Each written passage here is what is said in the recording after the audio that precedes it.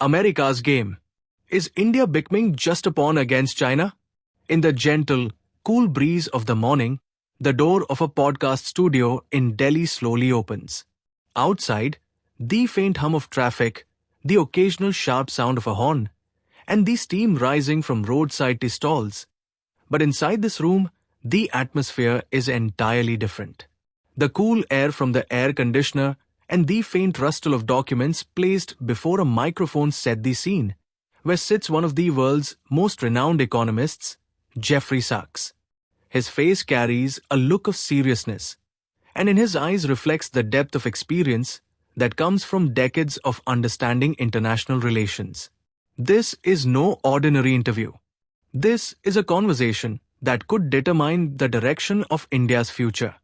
Today, we will delve deep into this subject. But before that, if you're new to our channel, don't forget to subscribe so that you receive all our latest video updates first. So, without any delay, let's begin today's discussion. As soon as Sachs took a deep breath, an unusual silence filled the air, the kind you feel just before a storm arrives. Looking straight at the camera and microphone, he said, "If India thinks that America considers it a true ally, then this will be its biggest mistake." His voice carried a strange resonance, as if someone had struck iron with a hammer. The producer in the room unknowingly stopped spinning the screw on his chair, and the sound engineer's fingers froze above the mixer's buttons. This wasn't just an opinion, it was a warning, coming from someone who has seen the true faces of the world's most powerful countries up close. He continued, "American leaders do not care about India at all." He spoke the sentence very slowly, but with precision, like a surgeon making a delicate cut during an operation. There was disappointment in his words, but it was born not from anger, rather from experience. He explained that America has no long-term strategic intention to build supply chains in India. These heavy tariffs, these incomplete trade promises, they all point to this very truth, he said. His fingers tapped lightly on the table, as if giving each word its own moment, ensuring its impact seeped into the hearts of those listening. Sachs then steered the conversation in another direction, mentioning the Quad alliance. Adjusting his glasses slightly upward, he said, "India standing with Washington against China is not good for its security." Concern was clearly visible on his face. He explained that the Quad is not an innocent partnership, but rather a political tool for America aimed at creating a strategic front against China. If India thinks that joining the Quad will give it strategic strength, then this is nothing more than an illusion, he said. His voice carried firmness, but between the words was the sharp edge of a warning. For a moment, he picked up his coffee cup, but before taking a sip, he placed it back on the table. It seemed as though his eyes were recalling some old events.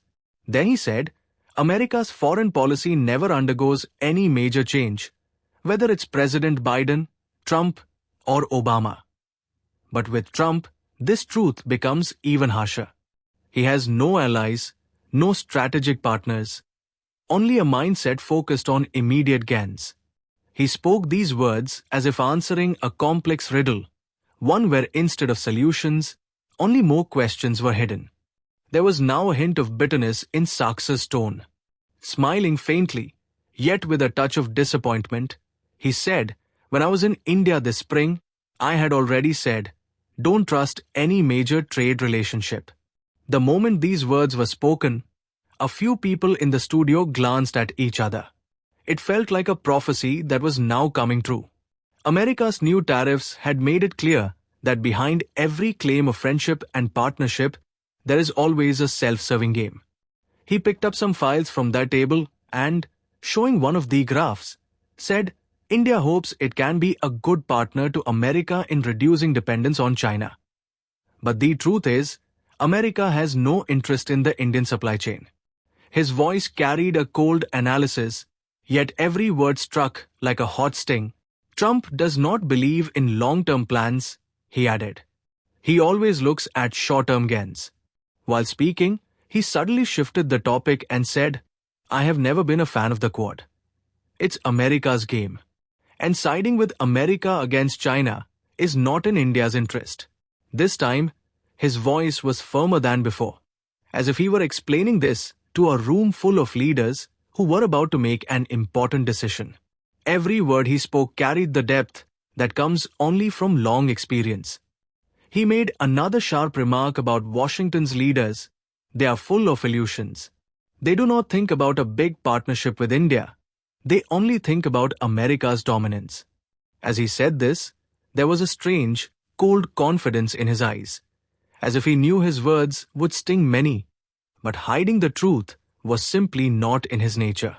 He paused, took a deep breath, and said, "Whether you like what I'm saying or not, it's the truth." And behind this truth was not just his personal opinion, but layers of insight gained from closely observing and understanding international politics. He also made it clear that he was neither anti-America nor pro-China. He was simply warning that one-sided trust can put any country in trouble. Towards the end of the conversation, he suggested a path for India. India should focus on a multipolar world. It should build balanced relationships with America, China, Russia, the African Union, everyone. Taking sides will only increase tensions and prevent India from using its true potential. His voice was calm, yet carried a seriousness that went straight to the heart. If India maintains balance, it will gain not only economic strength but also diplomatic power, he added.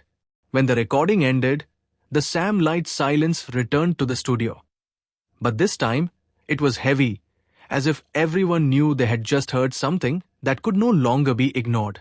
While leaving, Sachs spoke only one sentence: trust, but with thought; friendship, but with eyes open.